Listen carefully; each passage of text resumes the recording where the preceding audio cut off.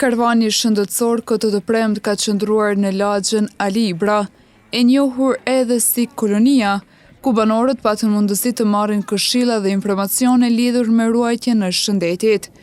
Me shumë rreth këtij aktiviteti flet drejtoresha ekzekutive e OJC-s Mundësia, Hasime Tahiri Hasani. Tash është karvani i dytë me radhë edhe e kemi bën këtë lagjen këtu, Concordia.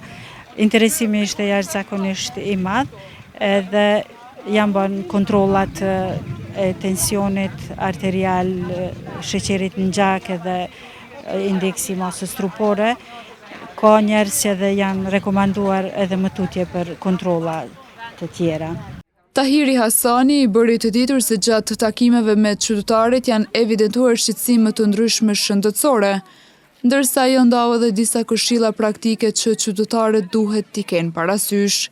Në këto ditë nxehta mos dalin, në pikun e të nxehtit, edhe për atë arsye ne edhe kemi vendosur që këto karvane ti mbajmë paradite më herët që kur është ky piku veç me i përfundu, mos me i rreziku edhe popullatën, dhe te ushqimit e gjitha.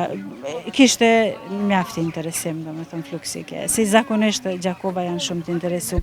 Organizatorët thanë se karvani shëndetësor do të vazhdojë me synim rritjen e ndërgjegjësimit të qytetarëve për kujdesin ndaj shëndetit dhe rëndësinë e zbulimit të hershëm të sëmundjeve.